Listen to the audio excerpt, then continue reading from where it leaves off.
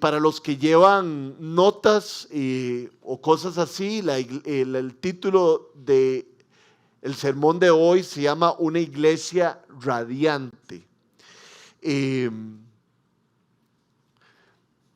las próximas semanas, 2 semanas más, vamos a estar hablando de la iglesia. No sé si se dieron cuenta, afuera hay un afiche que se llama Primero lo Primero, y hemos estado hablando en enero de cosas que consideramos muy importantes, y la iglesia es algo muy importante. No sé cuántos de ustedes saben esto, la verdad es que no tendrían por qué saberlo porque yo no lo he compartido. A mi esposa la acaban de operar y le sacaron el útero y un mioma que ella tenía. Y toda la operación salió muy bien y ella está en la casa con un poquito de dolor, pero está bien. Y yo estaba bastante ansioso por la operación de mi esposa. No necesariamente por cómo iba a salir la operación, porque en esas cosas yo soy como muy confiado, como que siempre creo que todo va a salir bien. Estuve orando por los doctores y entonces estaba tranquilo en ese sentido. Lo que me tenía preocupado es todo lo que viene después de la operación, que es que yo quisiera, como cabeza de mi hogar, llevar las cosas bien y ser un buen esposo, ser un buen papá y estar presente en mi trabajo. Me daba miedo ya no tanto cómo organizar los bultos. A veces lleva uno, a veces lleva dos. Hay 2 tipos de lonchera: la lonchera de snack y la lonchera de la comida. A veces hay que llevar varios bultos porque se va directo a natación, a veces hay que llevarla a fútbol. Entonces yo sentía que el mundo se me estaba acabando, pero gracias a Dios estas semanas salí bien. ¿Y por qué les digo todo esto? Porque todo esto es como una entrega de mi parte a mi esposa y a mi hija. Entrega significa renunciar a nuestros derechos, renunciar a nuestro tiempo y renunciar a nuestros bienes. De alguna manera, cuando uno se entrega, uno dice: ya mi tiempo no está importante, el tiempo es importante el de estas personas. De alguna otra manera, cuando uno se entrega, está cediendo los derechos de uno y dándole a otras personas lo mejor de nosotros. ¿Y por qué les cuento todo esto? Porque esto es lo que creo que tengo que hacer en estas próximas semanas en mi casa. Pero el día de hoy vamos a entender cómo nos entregamos nosotros por la iglesia. Es más, les pregunto desde ya, piensen si ustedes se entregan por esta iglesia. Si invierten su tiempo, si invierten sus derechos, si invertimos nuestros bienes por Casa 242. Hay unas personas que son nuevas, hay unas personas que llevan poco tiempo aquí, y creo que esas personas tienen que llevarlos vivas para ir entendiendo más de nuestra iglesia. Pero habemos muchos que llevamos ciertos meses, años aquí, y Dios nos llama a entregarnos por nuestra iglesia, porque haya bienestar aquí. Y hay personas que lo hacen. Ayer daba el ejemplo de una pareja muy querida que vive en Cartago. Y no solo vive en Cartago, no se imaginen. ¿Quién conoce Metrocentro? ¿Nadie conoce Metrocentro? No es que viven en Metrocentro, no es que viven a la par de la catedral esa o la iglesia de la Virgen de los Ángeles, sino que viven mucho más arriba. Y resulta que esas personas vienen aquí y se entregan por otras personas. Yo no sé si ustedes se dan cuenta la calidad de entrega que es venir de Cartago 2 o 3 veces a la semana. Es ceder el tiempo, ceder derechos para poder bendecir a nuestra iglesia. Son un ejemplo perfecto de lo que significa ceder, entregarse por nuestra iglesia. Entonces hoy vamos a estar hablando sobre eso. Vamos a estar hablando sobre Efesios capítulo 5 del versículo 25 al versículo 29. Y ya vamos a abrir nuestras Biblias para entender eso. Pero hay algo muy importante que les tengo que contar.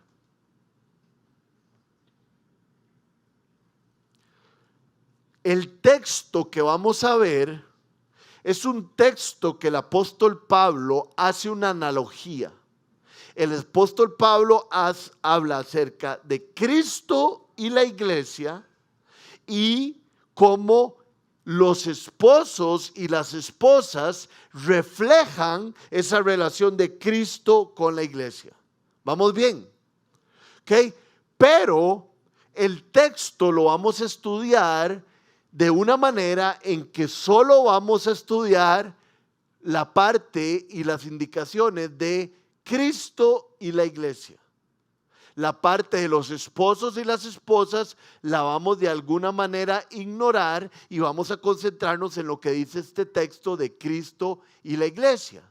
Entonces vamos a leer el texto para que ustedes se den cuenta de cómo lo vamos a estudiar. Entonces pueden abrir el libro de Efesios en el capítulo 5 del versículo 25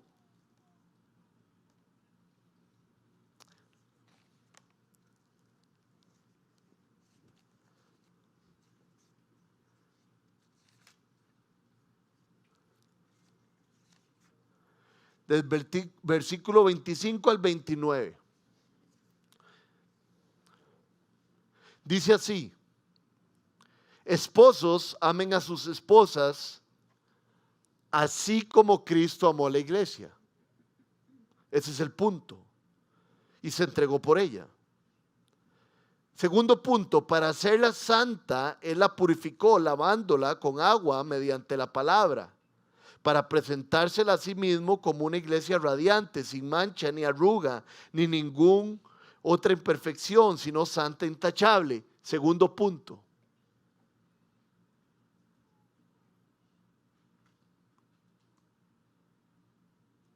Asimismo, el esposo debe amar a su esposa como a su propio cuerpo. El que ama a su esposa se ama a sí mismo. Pues nadie ha odiado jamás a su propio cuerpo, al contrario, lo alimenta y lo cuida, así como Cristo hace con la iglesia. Entonces vemos que el texto habla sobre esposos y esposas de alguna manera, pero habla también de la relación de Cristo con la iglesia. ¿Cuáles son los 3 puntos? Se los recuerdo. Primero encontramos que Cristo ama a su iglesia y se entregó por ella para hacerla santa. Versículo 25 hasta el versículo 26a. Después leemos el segundo punto que dice que Cristo la purificó lavándola con agua mediante su palabra para presentarla a sí mismo como una iglesia radiante, sin mancha ni arruga, sin ninguna otra perfección, sino santa e intachable. Versículo 26b. Y después en el versículo 29 encontramos otra cosa que hace Cristo por la iglesia, que es que la alimenta y la cuida. Entonces esos son los 3 puntos que vamos a estudiar el día de hoy. Hay demasiadas cosas maravillosas en la palabra de Dios y una de las cosas maravillosas es cómo la escritura está escrita a veces compuesta de una manera increíble y completamente alineada a veces en un proceso. Efesios, donde estamos en el capítulo 5, empieza diciendo, imiten a Dios como hijos muy amados. Entonces, lo que quiere Pablo es que imitemos a Dios como hijos muy amados. ¿En qué? En entregarse por la iglesia, en ayudar a que nuestra iglesia sea santa y se presente a Dios como una iglesia sin tacha, y en alimentar y cuidar a la iglesia. Estas son cosas que Cristo hace, pero son cosas que nosotros debemos de imitar a Cristo. Por eso dice al principio de este capítulo, imiten a Dios como hijos muy amados. Y antes de ver cualquier punto, quisiera hacer una aclaración. Aquí en este texto se habla de que Cristo está casado con su iglesia. El matrimonio es algo muy, muy potente, es algo muy fuerte, es algo sobrenatural que no se puede explicar. Algunas personas lastimosamente han tenido que pasar por eso y han sufrido tanto porque es un rompimiento muy, muy fuerte en la vida de uno. Uno se hace uno con una mujer o con un hombre y después quebrar eso es sumamente doloroso. Y Cristo habla de que Él y su iglesia, nosotros, nos hemos casado y somos esposos y esposas. Esa es la sombrilla de lo cual vamos a ver hoy. Es interesante porque mi abuela murió como el 22 de diciembre. Ella tenía como 89 años. Y mi abuelo murió ahora hace 2 semanas. Cuando mi abuela murió, todos empezamos a pensar que pronto mi abuelo iba a morir. Y así sucedió. Porque ellos llevaban 69 años de estar juntos en matrimonio. Entonces el matrimonio es muy fuerte. Y aquí Cristo nos está diciendo, yo estoy casado con ustedes, yo estoy comprometido con ustedes. Entonces el primer punto es que Cristo ama a su iglesia, a cada uno de nosotros, y se entregó, nos dio su tiempo, nos dio sus derechos, nos dio sus bienes para hacerla santa. Eso es Efesios 5:25.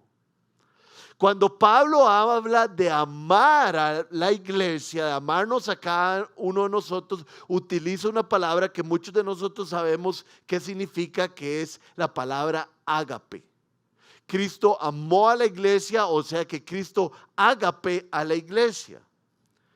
Los griegos, cuando se escribió la Biblia, que se escribió en el griego koiné, que es un griego que ya no existe, tenían varios nombres para el amor. Había un amor, el amor eros, ese es uno de los nombres de amor, era un amor romántico, era un amor erótico, impulsado por el deseo. Después había otra palabra para hablar de amor que era storge o storge. Se refiere al amor familiar, el amor que existe entre un padre y un hijo, entre los miembros de una familia en general, el amor de sangre. Además de eros y estorge, también existe el amor filia, que es un amor de hermandad, el amor que se tiene entre amigos. Y la última palabra que se utiliza para hablar de amor es la palabra ágape, que es un amor sacrificial por cualquier persona. Es un amor no solo de sentimientos y de deseos, sino muchísimo más. Es un amor de decisión de mi mente. Yo he decidido amar a esta persona. El punto de Pablo es que es un amor mucho más alto. El amor ágape describe un amor más de decisión que el corazón espontáneo. Es algo vinculado a la mente. Hay un estudioso que se llama William Barclay que dijo lo siguiente: ágape tiene que ver con la mente.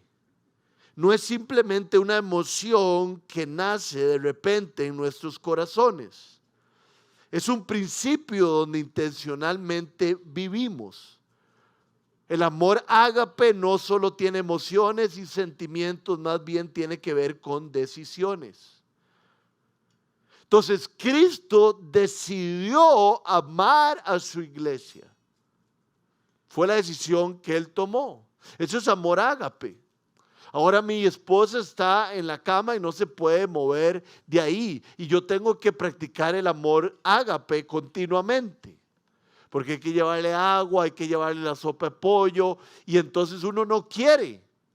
Porque hay que subir las gradas, hay que ir hasta allá. Pero uno toma la decisión de rendir sus derechos, de rendir su tiempo y dárselo a ella, de entregarse a ella.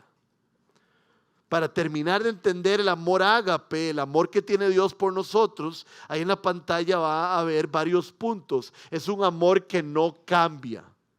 Es un amor que da sin demandar o querer algún reparo. Es un amor tan grande que se le puede dar al no amable. Es un amor que ama al ser rechazado. El amor ágape da y ama porque quiere. Se entrega. Entonces Cristo nos da ese amor.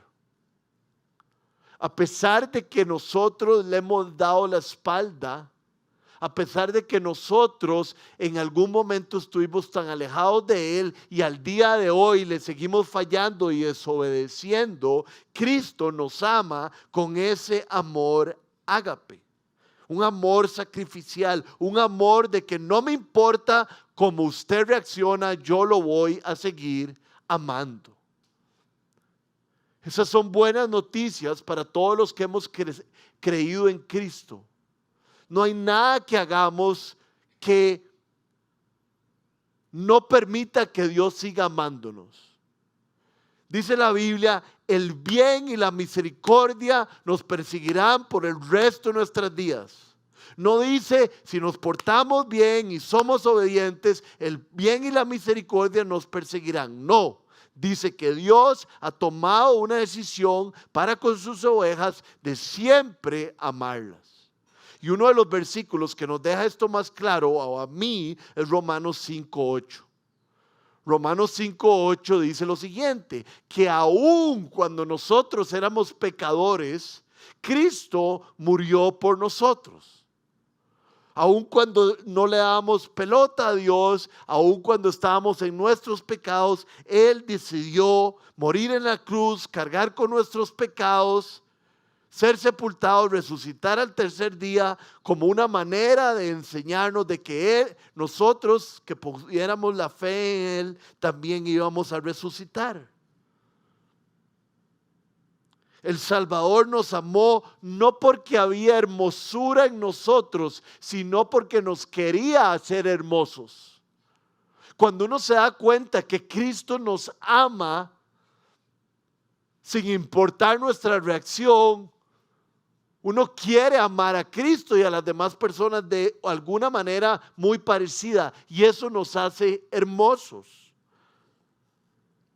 Vean lo que dice Efesios 2 del 1 al 5. Nos sigue describiendo cómo éramos antes de Cristo y cómo Cristo decidió amarnos.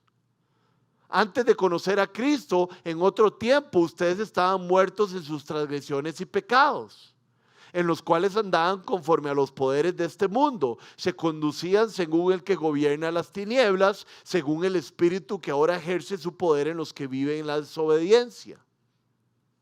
En ese tiempo también todos nosotros vivíamos como ellos. Quiero que vean que ese es todos.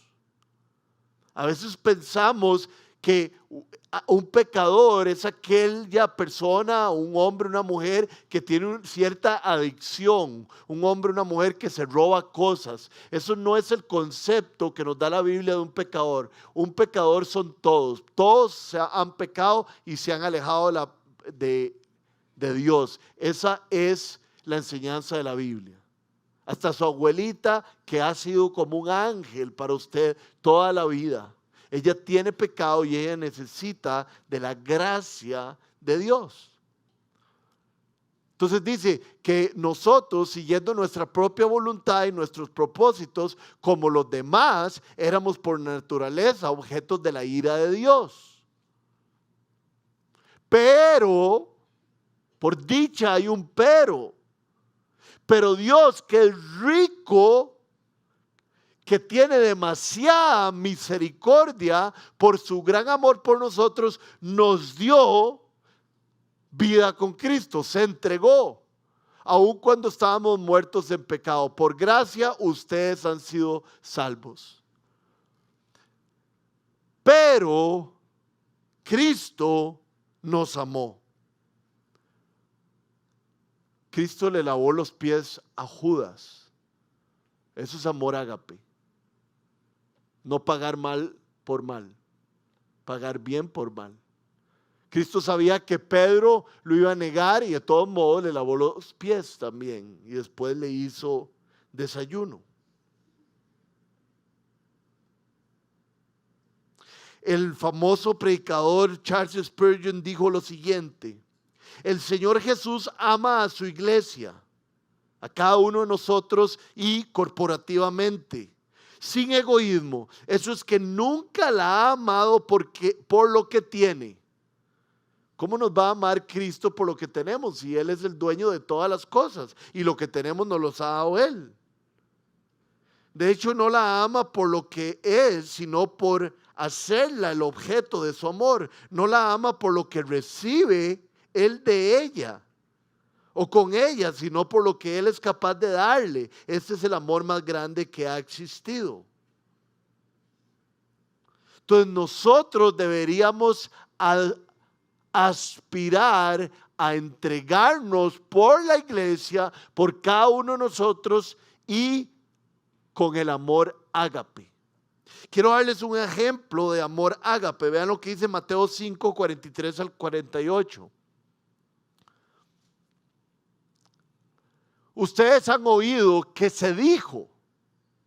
Entonces Jesús está diciendo, ya la ley del talión no cuenta, ahora hay una nueva ley. Ama a tu prójimo y odia a tu enemigo, pero yo les digo, amen a sus enemigos y oren por quienes los persiguen, para que sean hijos de su Padre que está en el cielo.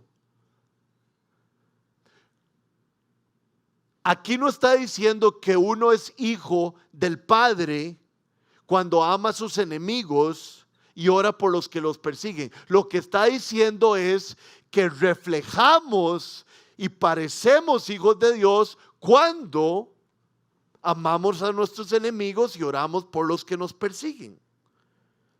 Vean lo que dice Mateo 5, el 41 al 42. Este es el amor ágape que el Señor tiene por nosotros, la entrega que Él tiene por nosotros, cómo nos amó aún cuando éramos pecadores y ahora nosotros nos toca hacer lo mismo. Si alguien te obliga a llevarle la carga 1 kilómetro, llévasela 2. Al que te pida, dale, y al que quiera tomar de ti prestado, no le vuelva la espalda. Aquí hay que entender un detalle para entender bien el versículo. Los israelitas en aquel tiempo estaban bajo el yugo de Roma y había una ley. Un romano le podía pedir a cualquier israelita que le llevara la carga por 1 kilómetro. Ya fueran backpacks, ya fueran cosas del camello, ya fuera comida, ya fuera lo que sea. Un romano podía llegar donde un israelita y decirle, llévemelo. Y era por 1 kilómetro y el israelita lo tenía que decir. Y por eso es que Jesús dice, no solo por 1 kilómetro, sino por 2. Muéstrele a esa persona lo que yo les he mostrado. Gracia y entrega. Y entonces yo me pregunto, Rodrigo, ¿caminad vos más de 1 kilómetro por alguien? ¿Amás constantemente a pesar de cómo te traten? El otro día estaba en la casa de unos amigos y me preguntó mi amiga, la esposa de mi amigo, que qué película quería ver. Y yo le dije que por favor viéramos, no sé cómo se dice esto en español, pero una película chick flick, que es una película como mushigushi, ¿verdad? Es como de un amor ahí, hay obstáculos para que el amor se pueda dar y hasta al fin los obstáculos se caen y ellos se aman y todo sale bien. Es lindísimo porque uno no tiene que pensar mucho y uno solamente lo disfruta. Y entonces ella me dijo, ¿querés ver una? Y yo le dije, por supuesto que quiero ver una. Y me dijo, tengo una, pero que es demasiado mushy-gushy. Y yo le dije, perfecto. Y resulta que habían unos novios que se querían mucho. Y a este hombre lo metieron a la cárcel por un crimen que él no cometió. Y esta mujer lo amaba muchísimo. Pero él no quería que su novia perdiera su vida por él. Él iba a estar 20 años en la cárcel. Y si ella estaba 20 años ahí esperándolo, iba literalmente a desperdiciar su vida. Entonces esta muchacha llegaba a ver a su exnovio todos los días y decía, puedo ver a mi exnovio, y después los policías se devolvían y le decía, él no quiere verla. Día a día, por muchos años, ella llegó a la cárcel a visitarlo y le llevaba regalos, y todos los días los policías le decían, él no quiere verla. Y a pesar de eso luchó y lo hizo por muchos años. Ese es el amor que tiene Dios por nosotros. Nunca se cansa, y es el amor que nosotros debiéramos de tener por los demás. Imitar a Dios como hijos muy amados. Y creo que nos rendimos rápidamente de amar a los demás, de amar a nuestros enemigos, de orar por otras personas. Si supiera el nombre de la película, se los hubiera dado. Entonces, el primer punto es amar a la iglesia como Cristo la ha amado y entregarse por ella.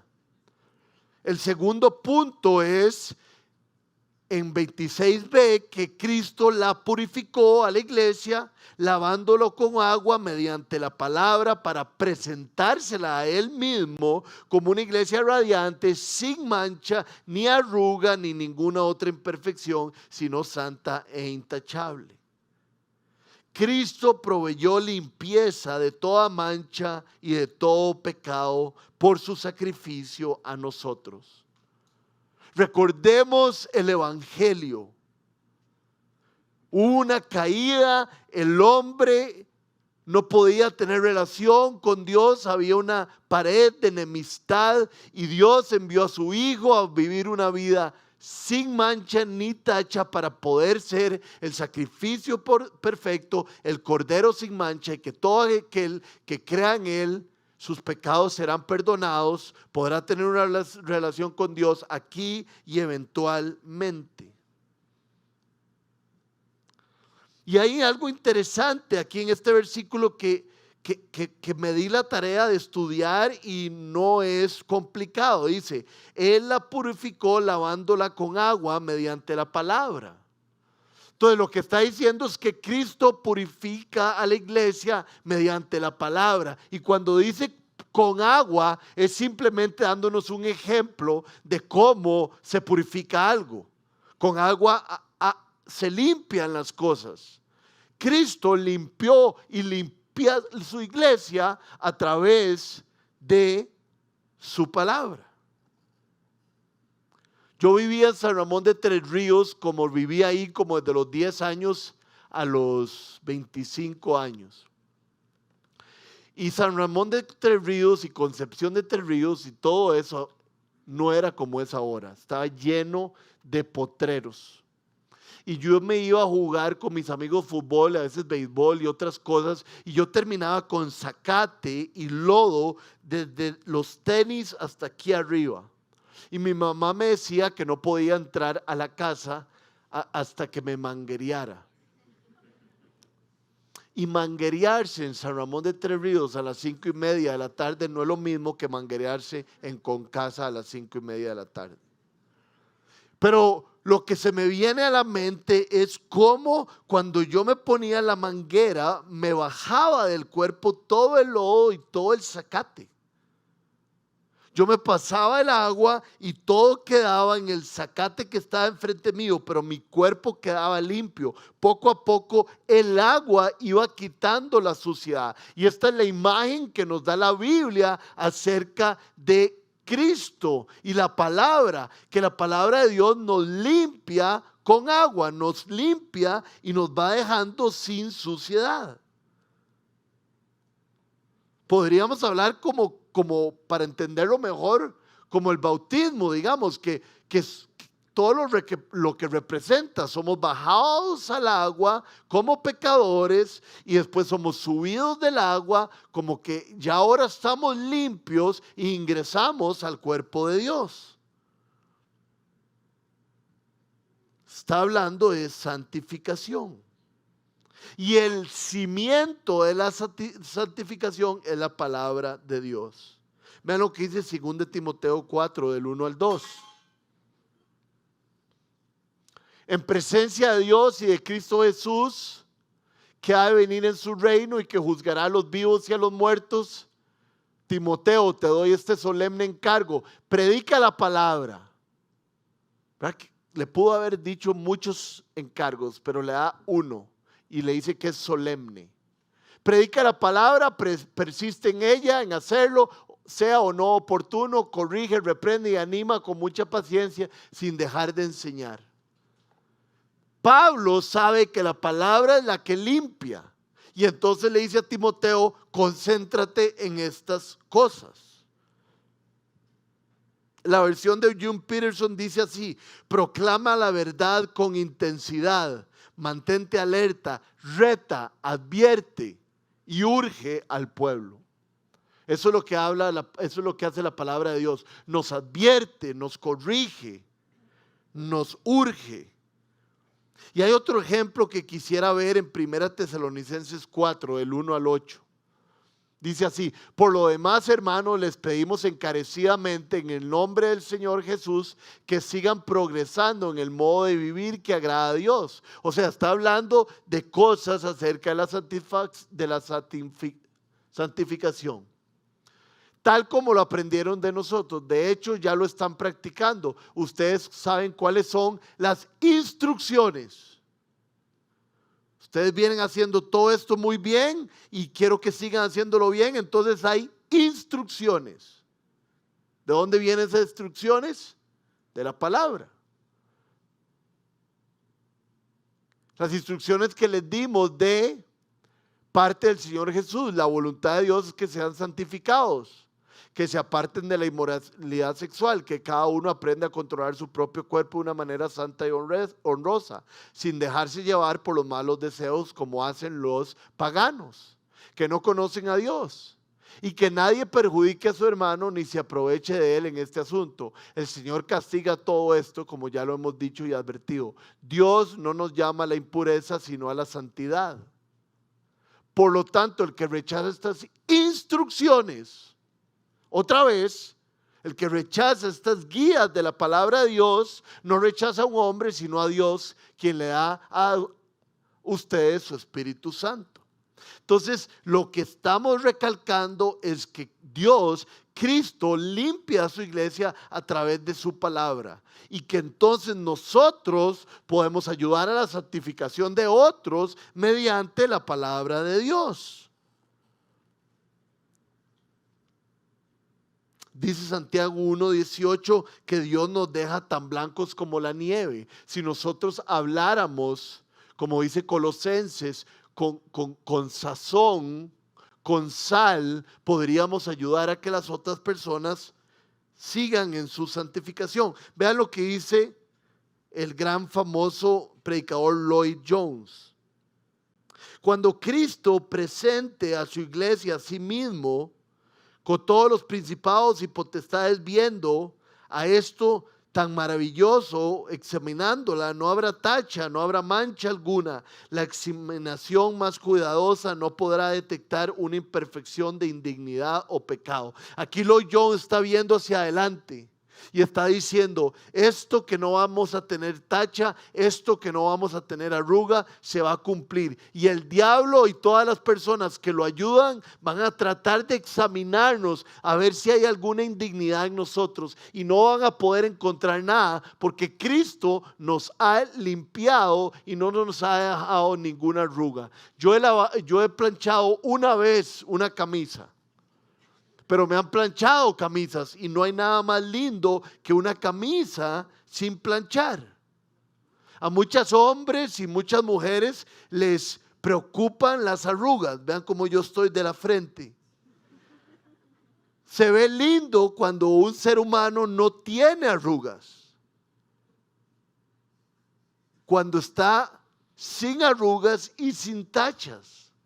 Y eso es lo que va a hacer Cristo. Se va a presentar a la iglesia sin arruga y sin tacha. Pero ¿cómo se hace eso?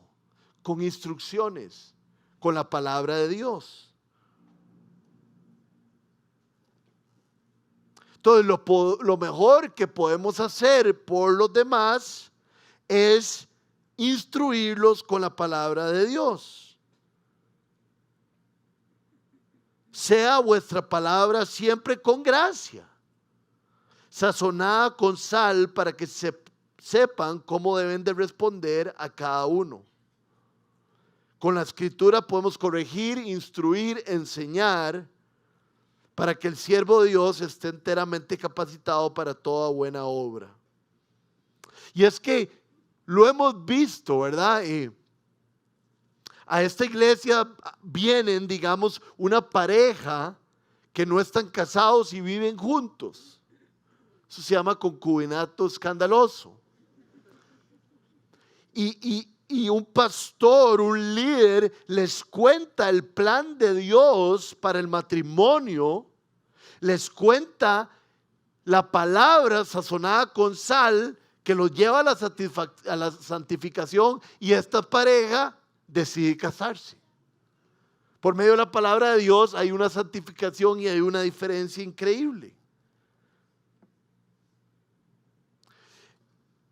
Tuvimos 9 meses de números rojos y entonces nos dimos a la tarea y nos pensamos el liderazgo de la iglesia. Esto no es culpa solo de la congregación, esto es culpa de nosotros, porque tal vez no hemos enseñado cómo la Biblia habla de que esto es muy importante y esto es una responsabilidad del pueblo de Dios. Y lo predicamos y lo compartimos y ahora salimos en números verdes, gracias a que la palabra de Dios nos limpió y nos corrigió y nos santificó.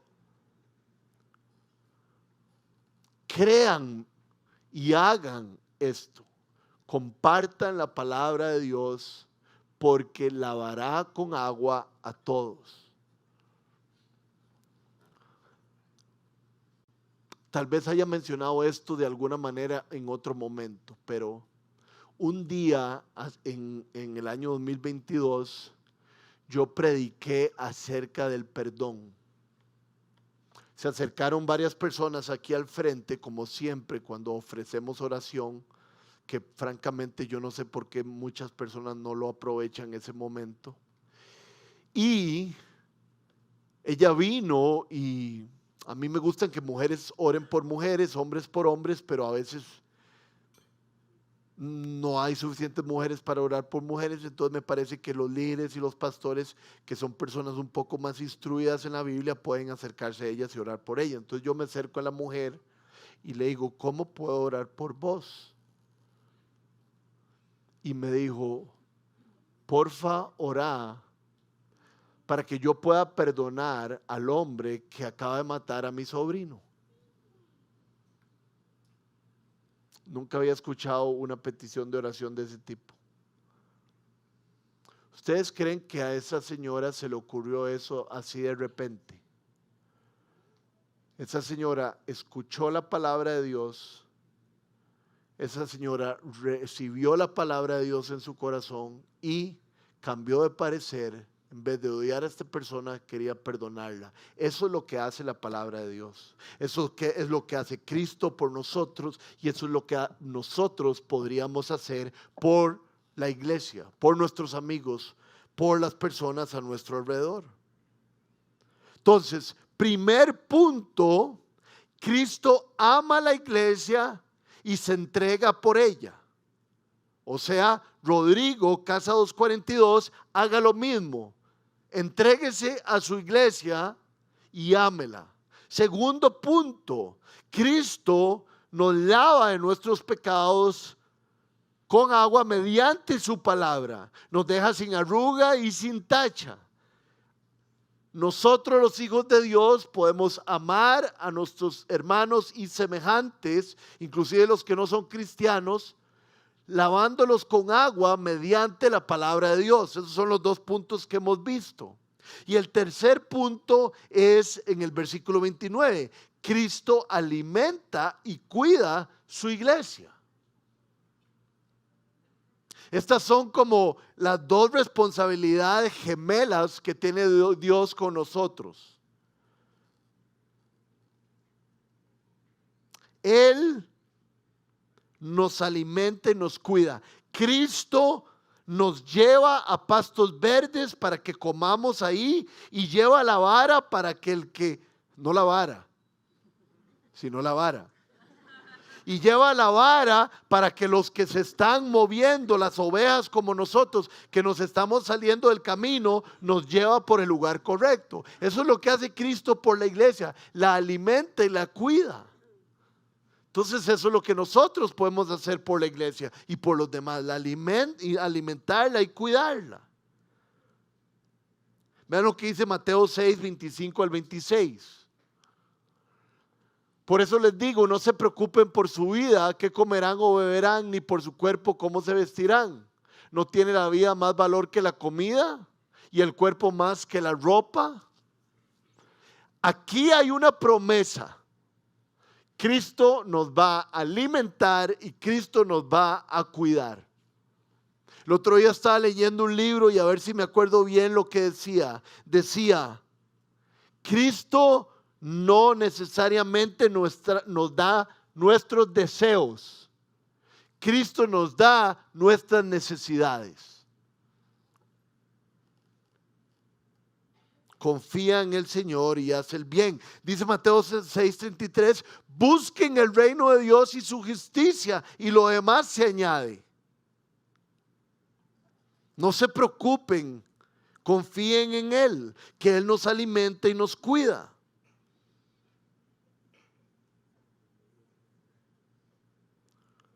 Tuyos, oh Señor, son la grandeza, el poder, la gloria y la victoria y la majestad. Todo lo que hay en los cielos y en la tierra es tuyo, oh Señor, y este es tu reino.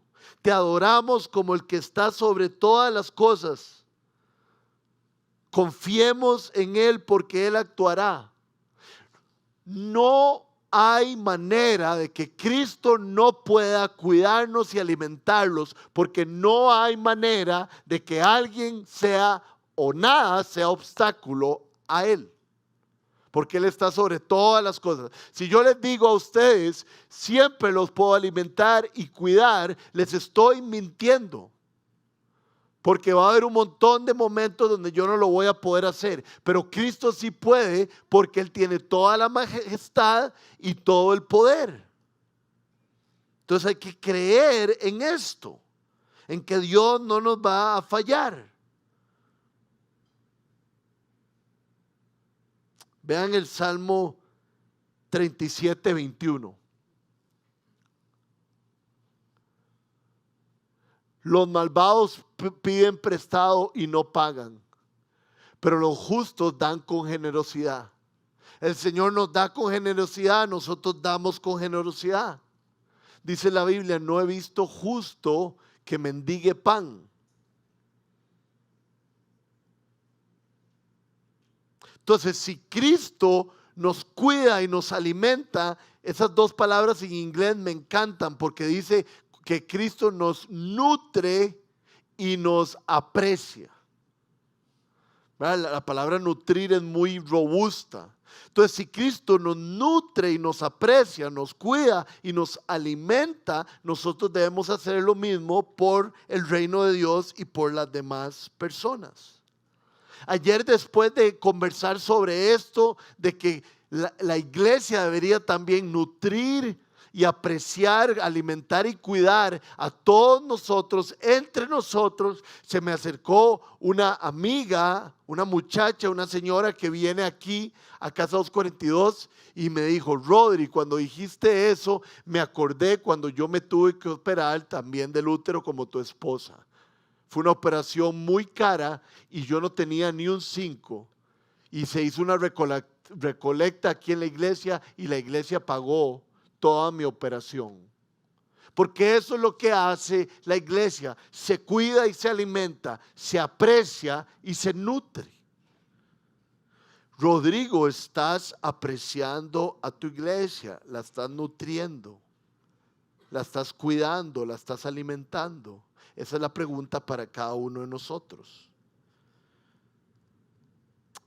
Tengo unos amigos que son bastante jóvenes, que estábamos hablando el viernes y me contaron algo que yo no sabía. no creo que tengan más de 27 años, y acaban de adoptar a una mujer de 17, 18 años. Creo que es una indígena que quería estudiar. Y la recibieron en su casa y le están dando todo lo que ella necesite para que ella pueda estudiar. Eso es lo que hace la iglesia. Nutre, alimenta, aprecia y cuida. Pensemos si estamos haciendo eso por alguien, si tenemos esa apertura de hacerlo por la iglesia. No hay nada más lindo que hacer eso. Y quiero cerrar el sermón contándoles como algo personal. Y lo que entiendo yo a través de este texto es que Cristo quiere que nos demos cuenta de todo lo que Él hace por nosotros y que siempre lo va a hacer, para que nosotros tengamos esa idea y lo imitemos a Él. Y quiero darles un ejemplo de gente que lo ha imitado para mí en esta semana, que ha sido una semana complicada. Nos han puesto mensajes como estos: espero que la cirugía de mi esposa sea un éxito. Estamos orando y sabemos que nuestro Señor está en control. Checho, que es bastante amigo mío, me dijo: ¿ya salió tu doña? ¿Sabes cómo le fue en la operación? Si necesitan algo, nos avisan. Si ocupa algo, ayuda con algo, ya sea suyo o de Lucy o Ela, nos avisa. Aquí estoy por si quieren hablar, por si usted quiere hablar y despejarse un poco. Aquí estamos. Les envío un abrazo y mis oraciones también, que Dios sea el cirujano de cabecera. Alguien me dijo: si necesitas algo de palabra, yo lo hago de hecho. El otro día llegó una señora y el esposo a nuestra casa y nos llevaron un pollo, no sabría decirles con qué, pero un pollo riquísimo con algo verde. Nos llevaron un arroz especial con unas cosas. Nos llevaron un queque de chocolate gigante que seguro era para mí porque Luciana no puede comer chocolate. Y 2 bollos de pan. Nos alimentaron y nos cuidaron, nos nutrieron y nos apreciaron. Y les voy a contar el mensaje más importante y lo que tiene más que ver con lo que hemos visto. Dice: nuestras oraciones con ustedes, hermanos. Que todo salga muy bien, confiamos en el Señor, que en sus manos estamos a la orden. Nuestras oraciones con ustedes, hermanos. Cristo se entrega por la iglesia y la ama, ágape, sacrificialmente. Haga lo mismo, iglesia. Cristo lava a la iglesia siempre llevándole la palabra de Dios. La va a dejar sin arruga y sin mancha. Dice Primera de Juan que cuando lo veamos como Él es, nos transformaremos igual que Él es. Entonces la iglesia está llamada a lavar con agua de la palabra a todo mundo, a hablar, como dice Filipenses, anímense con himnos y con palabras verdaderas. Estamos llamados a hacer eso con los demás. Tercer punto: Cristo alimenta a su iglesia. Entonces nosotros alimentamos y cuidamos a nuestra iglesia. ¿Por qué? Porque somos hermanos, hermanos de sangre. Porque es la sangre de Cristo la que nos cubre.